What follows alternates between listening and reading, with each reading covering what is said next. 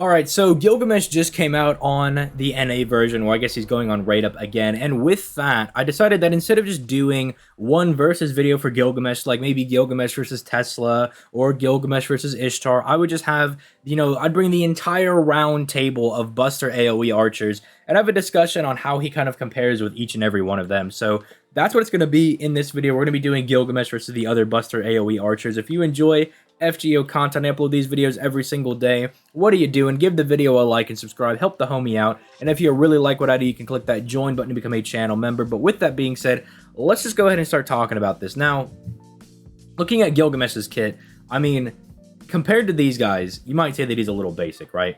Because you look at Ishtar, very solid, just general good damage, right? Like, she has a very powerful charisma, very powerful crit damage for the entire party, provides her own stars with her NP to allow her to just do really solid, consistent damage, right? Like, her NP damage is already very high. The fact that she front stars for herself allows her to be a decent, consistent crit archer. And then the fact that she has a 50% battery massively assists in her ability to pop her NP. So that makes her very, very good, right?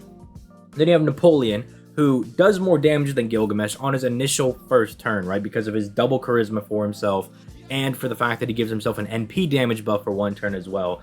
He, does very well, and has a very solid anti-divine niche. Then you got, like, Tesla, who has a 50% battery, hits a lot of servants like Gilgamesh, and then also has the ability to, like, pierce invincibility, just massively buff up the entire party's NP gain rate. Very good. And then there's Arjuna. I think that's the first guy we can kick out of this discussion. I really don't think Arjuna is going to be competing with Gilgamesh. Now, as I say with a lot of these versus videos, if you enjoy using Arjuna, if he is your favorite servant and you're like, but even if Arjuna might be a little worse than Gilgamesh, I still want to use him, then by all means, go ahead and continue to use Arjuna. I am not here to tell people, don't use your favorite servants. I'm not here to be like, oh, your favorite servant's trash, you can't use, like, no. If you want to use Kid Gil, right? If you were like, I don't want to use any of these 5-star archers, right? I'm using Kid Gil, then by all means, use Kid Gil. I don't care, right? Use whoever you want. At the end of the day, if you're having fun with the game, that's all that matters. Use who you want. I will always say that, right? Now, I like to kind of talk about and compare the characters and see who's better than who. Like, I like doing that, but if you don't care for any of that, then just use who you want, man. I want to make that abundantly clear. I'm not here to dookie on anybody's favorite servant, but on that note, I am here to dookie on Arjuna. but again, don't misunderstand. If you want to use Arjuna, use Arjuna. It's just the issue with Arjuna is that he kind of got shafted on a lot of fronts. Like, he has a lot of stuff like this, right? Like, this is kind of cool because you basically can't debuff Arjuna at all. Like, you can't stun him, you can't charm him, nothing, because there's only one turn where it's going to be down because it's on a 5-turn, buff, and then it, has a 6-turn cooldown. So there'll be one turn where it's not up. But aside from that, you basically can't debuff the guy.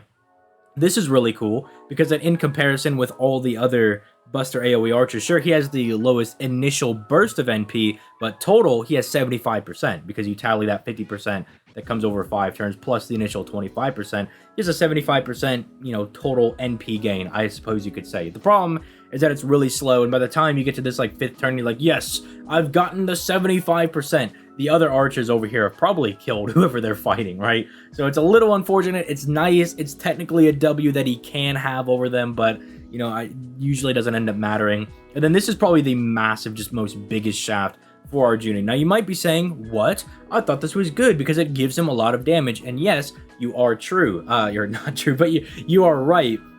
This does give him a massive amount of damage because that 30% Buster buff and this 20% NP damage buff multiply into each other to give him more than just like a 50% damage buff, because different buff types multiply into each other and they don't just add into each other. Like, say if you had 2 Buster buffs, they would add into each other, but not different buffs. They multiply. So this is good, but the fact that it only lasts for 1 turn does not allow him to really compete with a lot of these other guys. Now, you might be saying, well, Napoleon over here, if we look at his 1st and 2nd skill, these are only on 1 turn buffs, right? But he's also packing a special damage mod, and he's packing a, albeit slightly bigger initial battery with the utility of having Pierce invincibility and Pierce defense and the ability to drop stars on his NP. So it's like, not only did they make Napoleon, hit harder than Arjuna on that 1 turn, they gave him the ability to just, like, win more, if you know what I'm saying. If you, play Yu-Gi-Oh or anything, the term win more, which is where you're already winning, and then they just give you even more on top of that, right? it's like not only does he hit harder, but then he just has better stuff on top of that. He has even more utility packing on top of him hitting harder on that one turn that they have. So it just seems like Arjuna really got shafted. Honestly, what I think would be a really cool buff, now don't tell DW about this, but I think this would be cool. They made this a 30% Buster and Arts performance that lasts for 3 turns, right? And then maybe they give him the opportunity to swap his NP to Buster, right? Maybe they buff him with that. Give him like a 30% NP gain buff over here. That means he can just absolutely zoom his NP, because then that buffs this up just a little bit, whereas Arts cards are already decent. You give him like a 30% NP buff, then, you know, I mean, I would like to see his NP be able to be changed to Arts, which is why I'm proposing the Arts buff. But even if they don't do that, it still makes his Arts cards even better by giving them technically an NP gain buff there, and then an NP gain buff here, and then I think he's actually just really sick. I think at that point, it doesn't really matter if he doesn't do as much damage, because you could almost loop his NP, right? And that would actually make him really unique. But as far as it goes right now, off the table, you know, I think Gilgamesh is pretty comfortably better than Arjuna. Then Napoleon.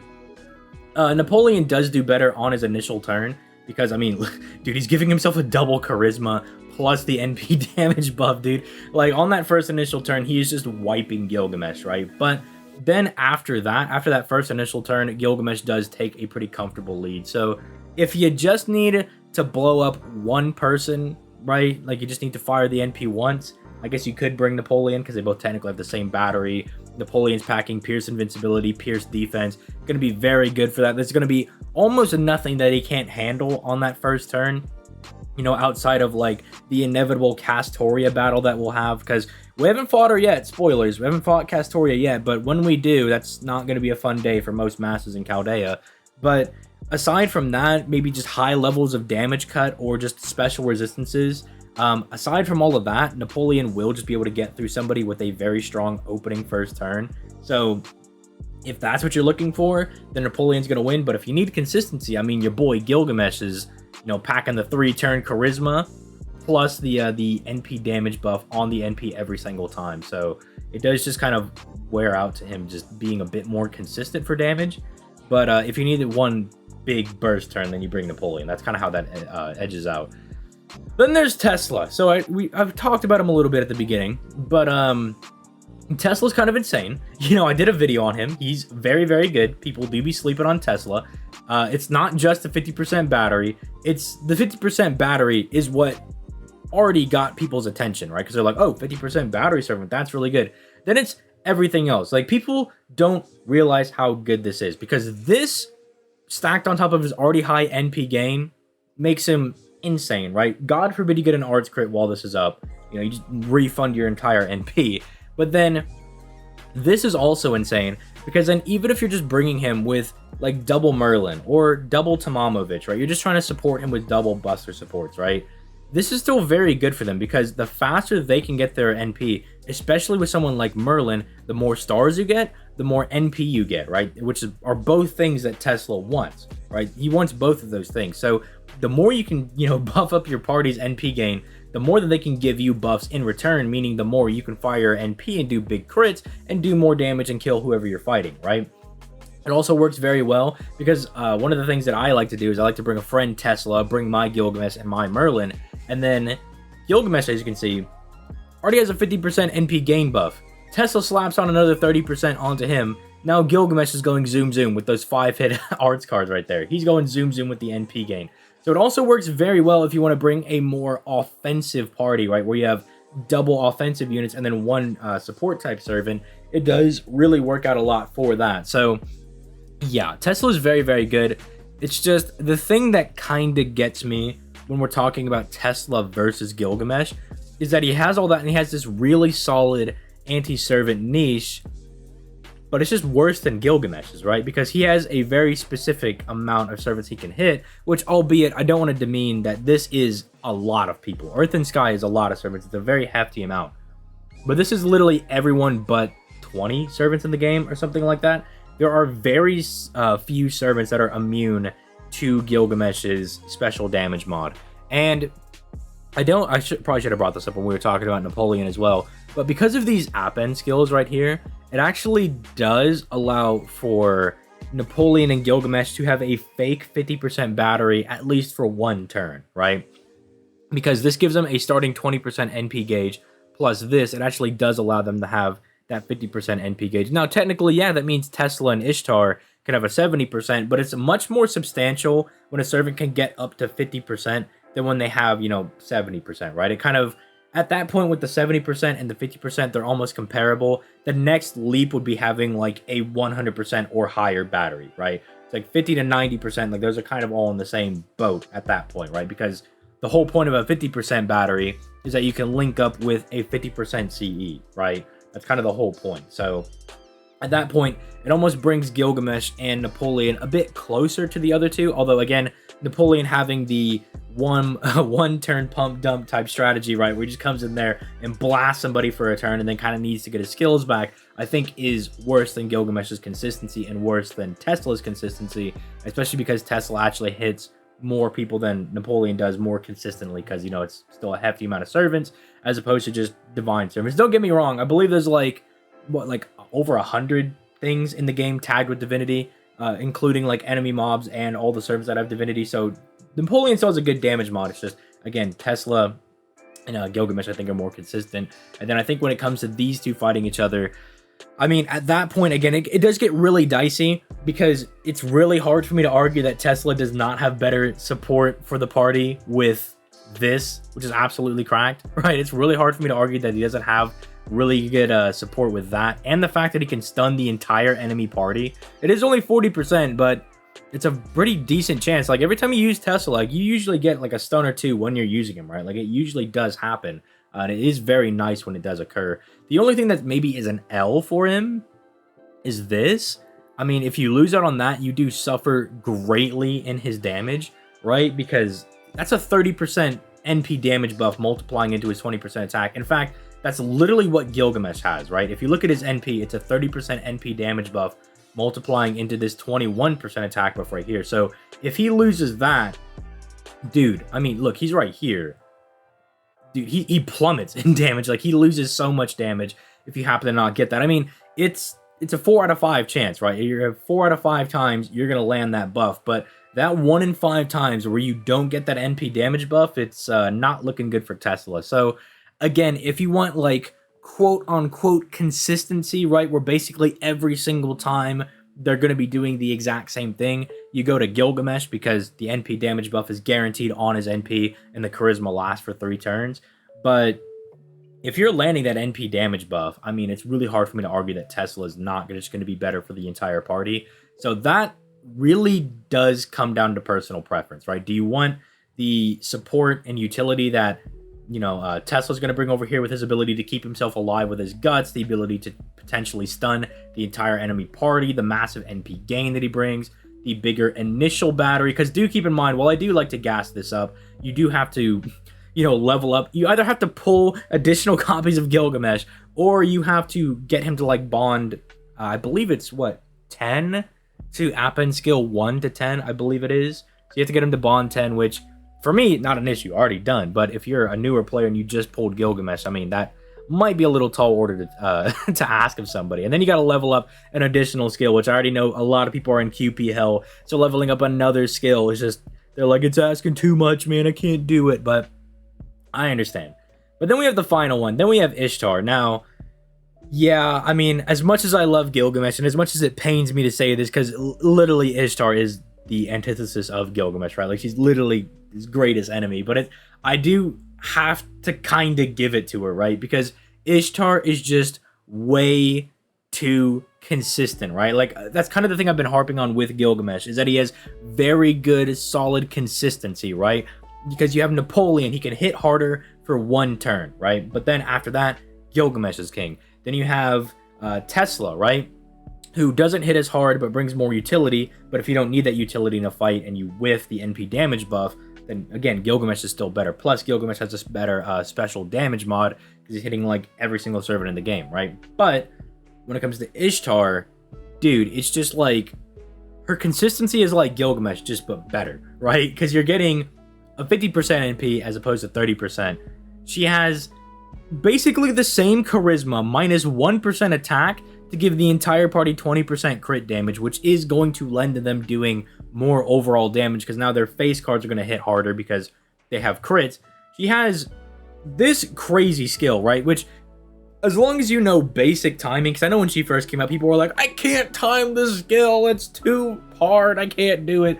It's like, dude, if you just pop it the turn before you want to use your NP, you're going to have a 70% attack buff, and then it comes back in 2 turns, right? It's absolutely stupid. Actually, it comes back the next turn, because you pop it turn 1, you get the effect turn 2, and then it'll be coming back, because then you have that 3rd turn, right? And so then it comes back, right? Like, it's really, really, really dumb how it works. It's really, really strong, right?